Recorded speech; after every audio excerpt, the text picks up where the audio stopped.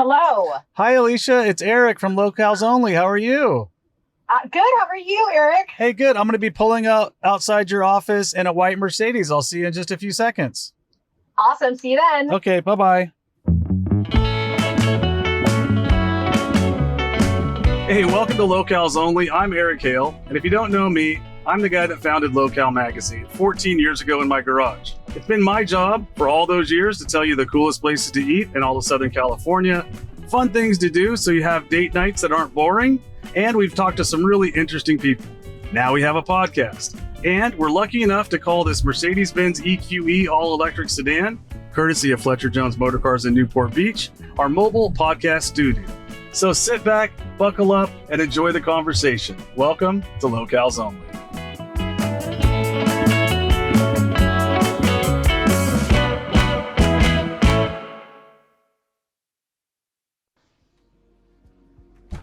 Hello. Hi, Eric. How are you? Good Jump to see in. you. Good to see you too. All right, I brought you some gifts here, Eric. You love that. We got you a Sea Legs at the Beach hat Oh, well, and an Orange Country hat. I think this one looks good on me. Yeah, Orange Country for sea salt. And then I brought you a cookbook. Oh my gosh, I love California Fork and it. Spoon. There it is right there. Well, we're going to get a chance to Awesome. talk about all this stuff. So excited to have you. Thank you for having me on Let's here. see. Does it fit my big head? I have a very big head. Well, It works. it works. Orange Country. Awesome. The new I'm going to put movement. those aside just for a second. Okay. And we're off. So Awesome. for those of you that don't know Alicia, we're going to talk, I think, about a lot of different things today. Yeah, there's a lot of things to talk about. She owns Prjkt Group, which just picked her up in front of her office, but she came from someplace else. This is new. This is a new direction, almost like a Yeah. reinvention. Kind of, right? yeah. Like you've gone career through a lot of different stages in your career, Yeah, right? everything has been stepping stones to get to here. Yeah, well, gosh, you and I have known each other for A long time. a long time. Yeah. I used to be the marketing director for OC Weekly, and Right. you had just starting Locale Magazine. Yeah, and we were almost like competitors a little bit. kind of, because it was like the entertainment space is what we were Yeah. talking about. Yeah. Yeah. Then I left to go work in Las Vegas and work for the Fertitas for 3 years. Actually lived in a hotel room for 3 years and a casino. Well, which casino did you live in? I lived in the Red Rock. The Red Rock. Yeah, pretty much Cool. the Red Rock, Green Valley Ranch, a couple of other ones that they had in Vegas, and I did all their nightlife. You and- lived in a hotel. Yeah, in the casino. Yeah, they were going to send me there for 3 days a week to work for them. And 3 days a week, my first day was 45 days, and my second stay was 35 days. The Oh next my thing I know, gosh. I was living in the hotel doing all their entertainment and nightlife marketing. Oh, that's And great. Yeah, and then I came home and I got pregnant with Sahara, my daughter. And I came home and I learned a lot while I was in Vegas. I mean, Vegas was like a boot camp in Yeah. hospitality, Right. especially living in a casino. Like, what a perspective to get. And so I just started journaling, and journaling turned into a business plan called Sea Legs. And Sea Legs was the idea of everything I learned in Vegas, which was And by the way, we're on PCH Okay. in Huntington Beach, blue Yep. skies, palm trees, beautiful day. just past Beach Boulevard. And the restaurant you're about to tell us about was right here on Yeah. Beach Boulevard, Yeah, just well, up the street Atlanta. there. Yeah. Yeah. So I was 31 when I wrote the plan for that one and opened it. And How long did you journal for? Like, what was that process? You said You you, know were what? just you were just like writing ideas, sketching out ideas, Yeah. and you'd never had a restaurant. no, but when I was in Las Vegas, we started doing events, and then events turned into venues. And when I was starting to work on venues in Vegas, there's actually a job in venue development. And I thought, oh, this is what I want to do with my life. And right.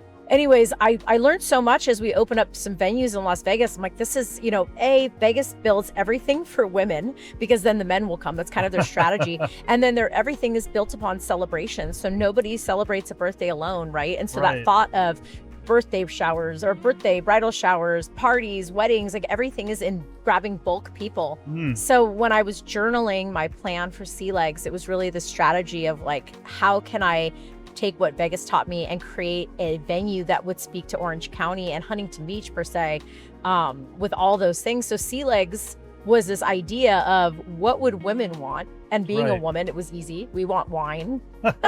We want something Is that what gives beautiful. you the sea legs? Is that the idea? Yeah, Makes yeah. you wobbly? Yes. So I was trying to figure out a game plan of what to name Sea Leg or name this wine bar by the sea that was going to be catering to women. Yeah. And I was, trying to going through the creative process. And then I saw a book that said Sea Legs on it. And I went, oh my gosh. I love it. What a great play, because legs are on a glass of wine.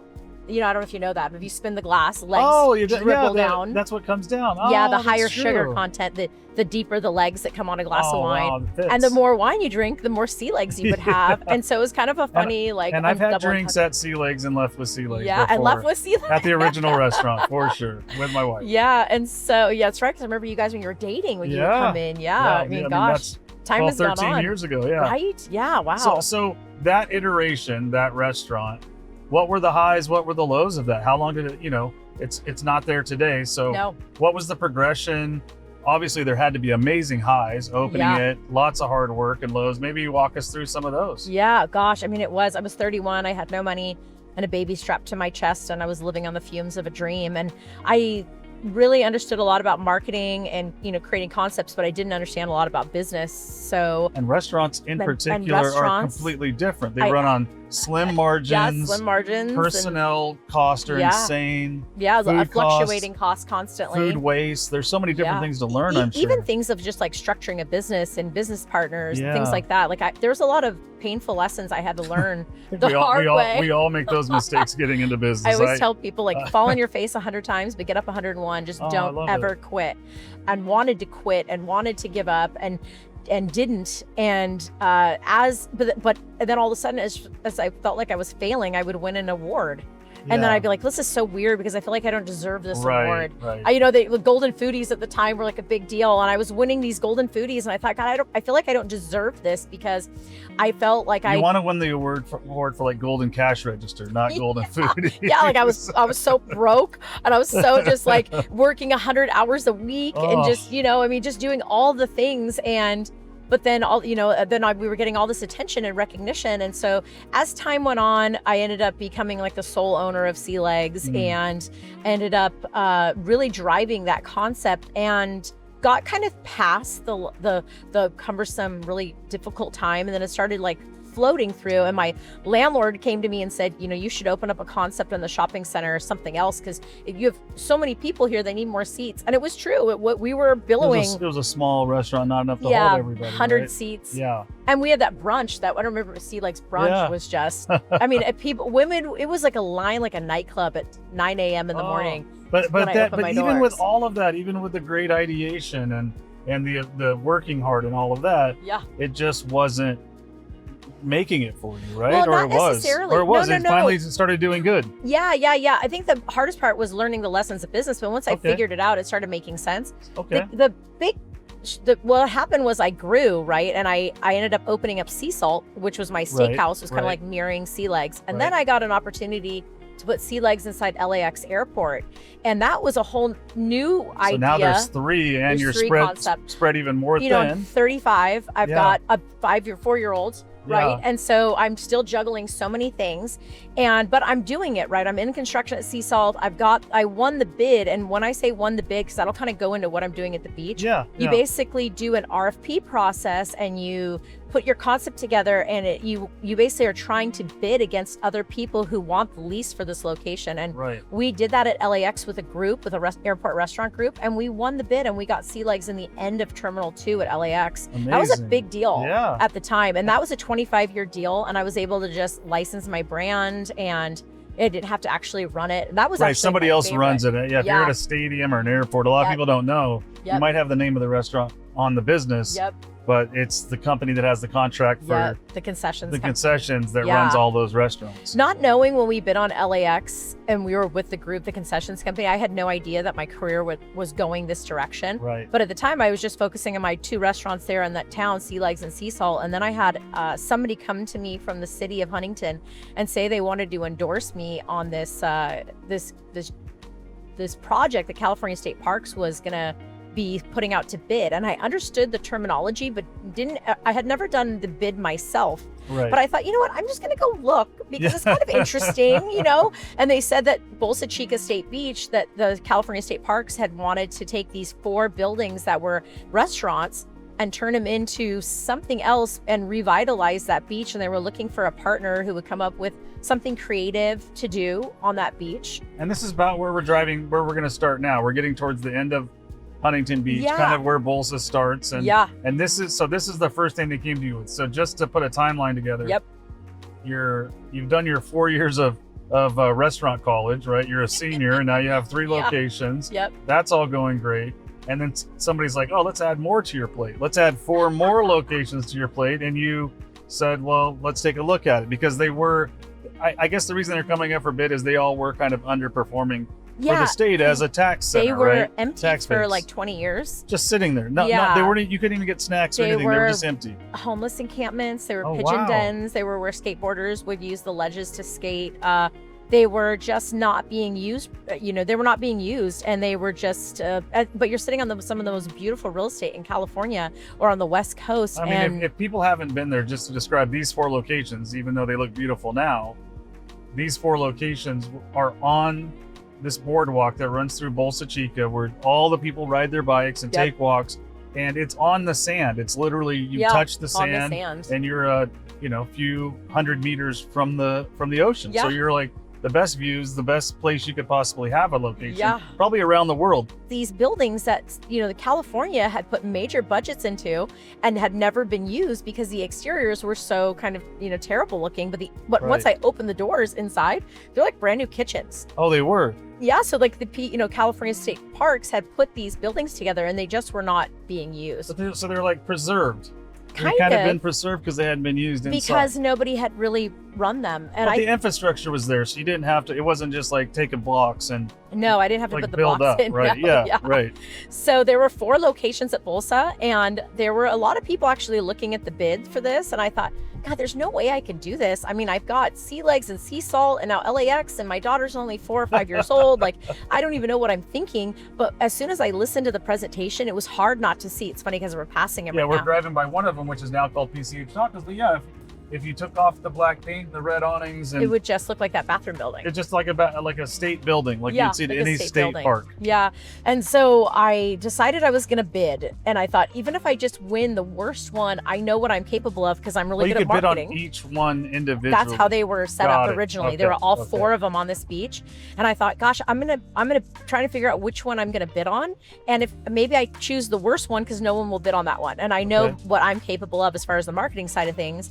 And then I thought, well, why don't I why shoot myself in the foot? Maybe I should bid on the best one, right? Yeah. And so then I talked to a friend of mine who goes, well, why wouldn't you bid on all 4 and hope you win one? And I was like, that's a great idea. I should bid on all 4. And then, I mean, it's 4 times the amount of work, but you're already kind of writing the plan. And I had never done an RFP by myself before. Right. And it is so much work. I can't even begin to tell you. I think they do that on purpose because it kind of sifts out anybody that's not truly interested. It's exactly the people that. that are most interested are going to actually make the effort. Yeah, it's exactly that. So, and so basically they'll ask you all of these questions and you need to put together a plan that shows your vision. It shows how you are going to interpret the beach. It shows how you're going to handle your own environment. It shows public safety, recycling, how you're going to be marketing. I mean, it is so robust. By the time you're done, it's like 500 pages. Wow.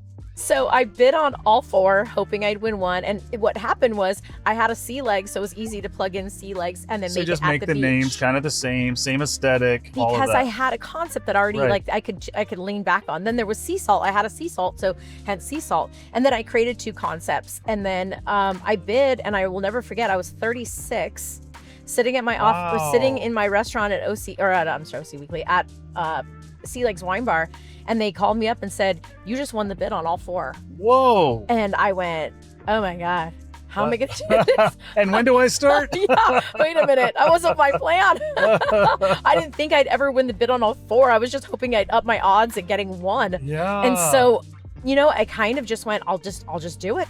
What are you going to do? You got to do it. And so I borrowed money. I didn't take on any partners. I borrowed money. I borrowed $1.6 million, which was so that's a lot of scary. money. Yeah. At 36 in 2016, that's probably the equivalent of like Yeah. $8 million now. That's a huge loan was- to take out. Like if yeah. you fail, you lose everything. I'm betting on myself, which is Right. scary. Right. And so I borrowed $1.6 million and I did it myself. And I did all of the updates to the building and got them all done and created all the concepts and opened them all up. And by the time they were all open, I was like 36, 37. Sea Legs, Sea Salt, Beach City Provisions, at the time it was Pacific Kitchen, and Sea Legs instantly took off. Like, holy crap, I didn't expect it. I didn't expect that because, I didn't have anybody I could turn to and be like, how did you open your beach club, concession, music venue, restaurant? Was it as busy as we might see now? Because I've been recently, and you might busy. see thousands of people there. It feels like they're just like overflowing out of Yeah, that place. there really is. It gradually built in the beginning, but Sea Lakes, like, actually right off the bat was pretty busy. I didn't expect that. I was used to seeing maybe 100 customers in a day at my restaurant, and that was like a busy day. Yeah. And I went from like 100 customers to like 1,000 customers in a day. And do you think that because, you definitely saw the vision. The state saw some of the vision. They were like, they were putting it out to bid. Yeah. But you saw a vision because really, if you go through Orange County, concessions on the beach, I think of one down in Big Corona, Dana Point, San Clemente, but they're just small, tiny little concessions, and that's it for the entirety of Orange County. Newport Beach doesn't have anything. Yeah. Well, on and it's the honestly sand. Laguna probably doesn't. like all of California, and Maybe probably Southern a California, lot or of maybe all of California. a lot of concessions in America, really. Yeah. And because I did this, I think, and I wasn't a concessionaire prior to this. It was just having this vision that was unique and different. And now I think it's opened up a lot of eyes to, hey, wait a minute, I don't have to just be a walk-up window that sells tacos. I could add live music, add a bigger fence line, create an environment that people want to take photos next to, and then increase my sales that way. I just, it was the only thing I could think of, because all it is a kitchen, and then you have your exterior. So I just tried to maximize kind of the exterior experience. And so I think that you're going to see a lot of people changing the way they do them. And I've been approached by a lot of people actually to do more. Yeah, well, to do more or to help them. I've flown to Miami and Chicago and worked on helping kind of consulting with other concessions groups about like how they can maximize their space. And it's just a little bit of a tweaking and thinking outside the box. A lot of people sometimes just set in their ways, is like, well, I don't understand how we can make this different. I feel like I see you evolving even in that, and I feel like any good entrepreneur is like constantly evolving, and that's what we've been talking about. For sure. Everything seems so easy for those listening, but this is a lot of hours behind this. Yeah, and it's funny because I have no voice right now, and I'm so run down. July 4th. 4th of July weekend. So excuse me as I keep like in the microphone, but you keep it's so much like work. I've seen it evolve, and it seems like even this year, like Pacific Kitchen, maybe that concept didn't go off, so you went to PCH Tacos, and now you have these great tacos and margaritas and a DJ on the beach, which is a whole new crowd that can enjoy that. But Sea Legs is, like you said, it's its own beast, but like you just redid Sea Salt, made it a honky tonk, which I think that what's kind of cool about that is you can catch trends with these, because without if 5 years the country music trend in Southern California isn't as hot, you could do something maybe different. And that's what's nice about having a long-term lease, but having these locations where people expect something I think the key thing there is being seasonal. Yeah. So I shut off every year. And because I shut off, I can shut down, tell all of my audience, thank you so much for coming out for the season, and we'll see you next season. And then in those few months that it's winter, I just sit and I write a plan, and I go through every single venue. I think about what worked, what didn't, how we can improve. I book all my talent. I create all my promotions. I figure out what I'm going to do to make it aesthetically different, more exciting for the consumer. And I literally reopen them every year. So they're almost like new businesses every year with a new vibe. As a business owner, I promise you, every person that listens to this that owns a business would be like, oh my God, I wish I had the opportunity to close down for 3 months. Yeah. Do you write a marketing plan every year and kind of a game plan for locale? You know what?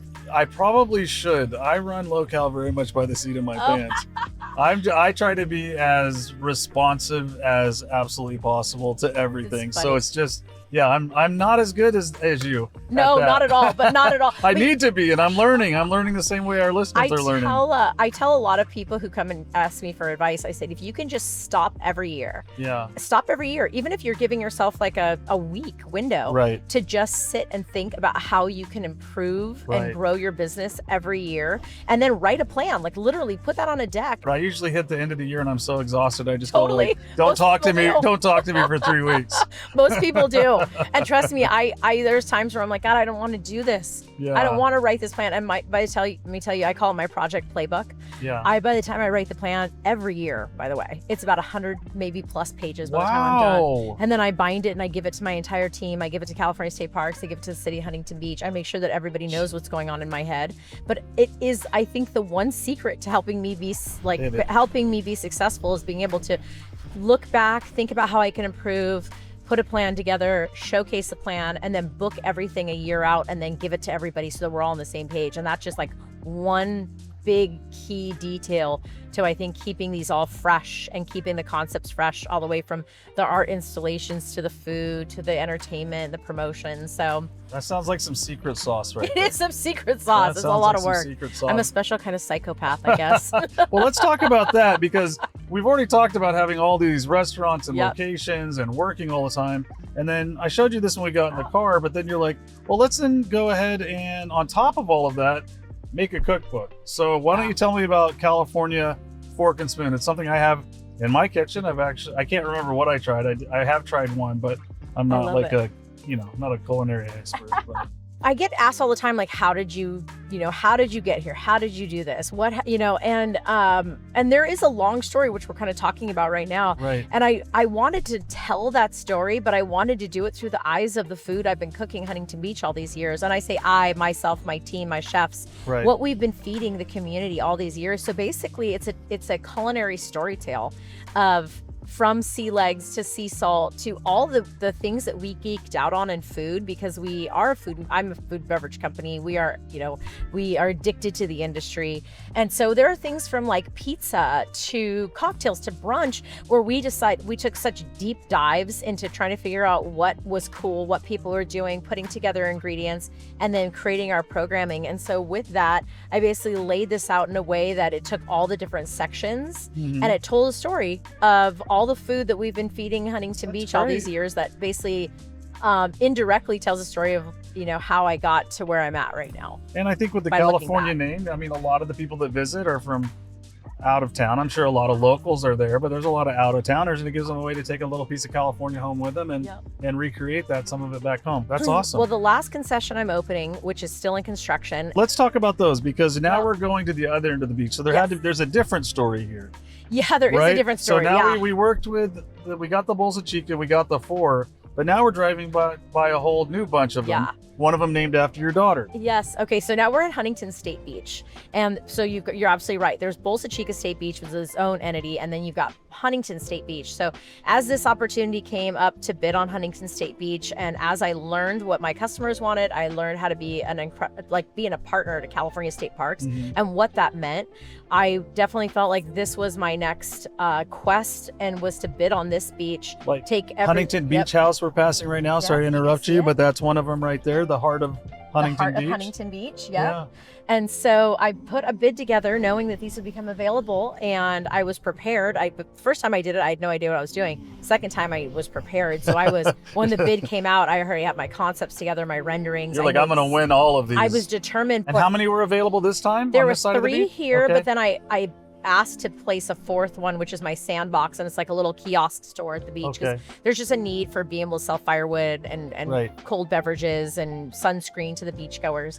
So now there's 4, but the last one, and unhoused, burned our bathroom building down, and so the last one is delayed. And the last one, the state parks had to demo the bathroom building, and then they had to redo all the concrete around the concession, which was a lot of engineering, and now they're having to re-put the new bathroom building up. It's taken 4 years. Wow. And so 4 years to build a bathroom. Yeah. And so it's going to be called California Fork and Spoon. So that's how the cookbook ties all into this. And at the final location, the recipes from the cookbook will be offered there, a handful of the recipes. And then also that location is going to be, I think for the brides out there, they're probably interested in it, people throwing events. Probably one of the coolest places to get married in California, right? That's our goal. We're going to turn this into a wedding and special events venue on the water here, right on the corner of Huntington and Newport. Are you taking reservations yet?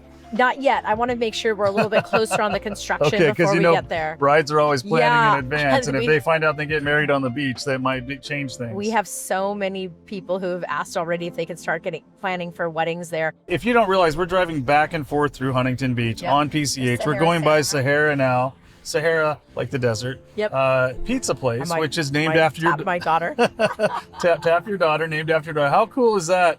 To get to name something after your daughter and put her. I mean, she has to feel really special. About that. So funny. I'm glad that we actually get to touch on this. So she was 7 when I wrote the bid for that. Yeah. And I was. Well, she was on your chest when this all started. Yeah. So She's got a very interesting perspective. Now she's 14, and I only imagine what she's going to do with her life because she's just rode this whole thing with me. But I was sitting there talking to her, and when I was thinking about what I was going to call these and what I was going to create a concepts for, and I was really stumped. I didn't know what to call that one particular. And just so you know, that location is actually the best place to put a festival on in Huntington. Okay. It's the widest gap of sand in the Western Hemisphere as far as where the boardwalk goes to the ocean. There's about a mile out to the ocean. So it's perfect to put the stage towards the ocean.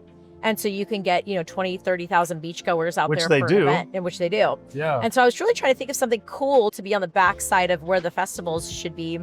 And then I was talking to my daughter, and she was talking about volleyball, which she plays. She's talking about going to the beach. And I just thought to myself, wait a minute, Sahara. Yeah. I named you after the most mysterious body of land. Sand. Yeah, it's like, and there's sand and that's on about Earth. the size of the Sahara, that beach, Yeah, no because it is kidding. a hike to get out to the water from there. It is a hike to get to the water. And so once I saw that, I went, oh my gosh, how perfect, Sahara. But then what an opportunity to then incorporate her into this, which she deserves because no one has taken more. There's the bathroom building going Oh up, yeah, you there's can the bath. see. Oh yeah, 4 years later they got we're half there. of the blocks up. Yep, we're there. So I it was really important for me once I saw the vision to name it after her, then what am I going to do with that, right? Yeah. And she deserves it because no one has taken more of a sacrifice than my daughter. Right. With when I've had to work late nights or early mornings, so she has to be quiet while she's playing, and I'm on a phone call. Isn't that the worst when you have to tell them to be quiet? Yeah, especially when they're Because you're little. working, you're just Yeah. it's heartbreaking though, or your isn't mom's frustrated, or Yeah. mom's this. We've all been there. Yeah, so it was kind of like my homage to her, but with that, I wanted to make this like a learning moment for her, because if her name is worth something, what do you do with it? Right. And so I've been really working with her, and at a young age trying to teach her the word advocacy and what that means. And if your name has weight to it, what do you do with that? Right. So I got involved with a company called Families Forward, which is out of Irvine. Okay. They help families that are on the verge of homelessness. And these are families who just can't make ends meet. These are not people who are, drug addicts and people who just don't care. These are people who are working really hard, but the cost of living is getting so high they can't make up that difference. And so Families Forward helps jump in, give them food, help pay bills if they need to, help give their kids backpacks or whatnot. So I put my daughter in the front of that and made her become an advocate for Families Forward. And with Sahara Sandbar, we give $1 back from every pizza to Families Forward. That's great. And I personally make Sahara herself actually deliver pizzas here to Huntington Beach to families that are in need. Oh, wow. And it's a great opportunity for her to be able to see what a diverse audience that we have out there and how lucky that we are, and to be able to give back to our community and to people who are, underthanked and under, let's call it privilege if that's the right word, and be able to say, hey, thank you, here's a warm meal from us, and really open nice. up our heart for that. So with her name on there, we don't really talk about it a lot because that's not what we, we're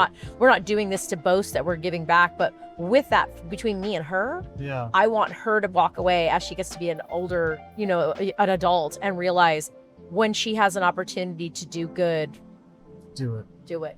Yeah. That's great. And so her name wasn't here to be popular, cool. Her name was here to be able to do something and make a difference in this world. So I love that. Yeah. That's really yeah, nice. deep. They're a little hi, deeper Sahara. there. Hi, yeah. Sahara. Hi, Sahara. She's 14 and she's like, God, I hate the word advocacy. She's probably like, stop talking about me, Mom. I know. She really probably is.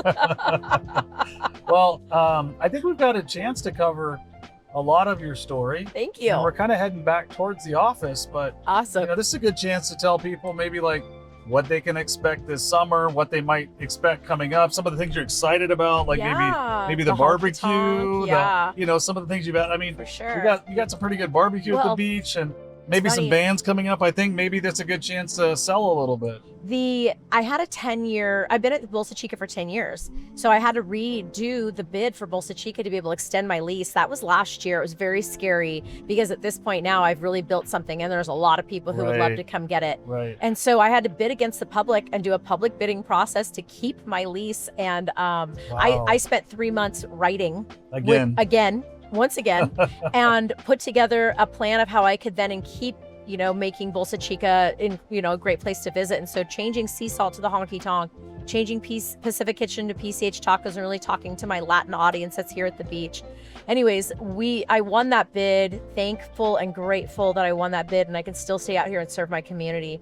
And so with that being said, that is why people are seeing all these changes at Bolsa Chica. I put a lot of money back into Bolsa Chica to enhance that beach. And so if you haven't been out to the honky tonk yet, line dance lessons. So cool. They got line dance lessons, cool. live country music redneck with your feet in the rodeo, sand. residency, Heritage barbecue. I mean, gosh, the honky tonk is so cool. So fun. It is so fun. And then PCH tacos is so cool too. I got these like shibumis. They're like these luffing pieces of material that are covers. Yeah, when we drove by, they like float. They kind of float, and it's so pretty when you're going to Bolsa Chica. I have a dozen of them floating in the wind, and those are like sun covers. And then we are doing free salsa dance lessons at PCH Tacos. We have got a really great Mexican menu that's there, from aguachiles to agua frescas to an agua fresca cocktail bar, Moriscos. And so trying to bring in like a Cabo vibe. Yeah. Sea Legs at the Beach is still just an institution. I mean, we just had an incredible weekend with Long Beach Dub All-Stars, and we've got so much more to go. Moto Beach is coming up. The Jeep Bash is coming up. The Air Show is coming up. I mean, Huntington Beach just keeps getting better. And I feel like we're enhancing all those other great events that come to Huntington, and then more events keep coming to Huntington. With my partnership with California State Parks and this vision between my superintendent at California State Parks and California State Parks in Sacramento to really revitalize our coastline with this concessions experience, what each one has a different vibe and a different look and a different feel and a different menu and speaks to different audiences culturally. I think that we're really kind of starting to find who we are as Southern Californians. And this is truly where the culture of Southern California's lays is really starting to be here in Huntington on our coastline. And so, I guess that's my spiel, but I'm really proud to be leading that movement. Well, I'm gonna lead with proud, and I said I think Huntington Beach should be proud of what you've built here. Thank you. I'm personally proud. Thank you, to Eric. see your Thank growth you. from where we met to where you are now. It's just a pleasure, and you're just the nicest person to deal with. Thank you for that. My family visits quite often. I love that. And I just want to thank everybody also for joining us on this episode of Locals Only, and we'll see you next time. Awesome. Thank you.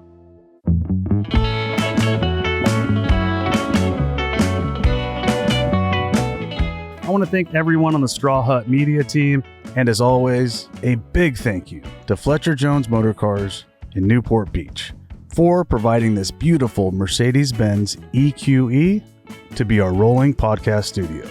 Join us next time on Locals Only, where you can buckle up and go for a ride in our mobile podcast studio with some of the coolest people in Southern California.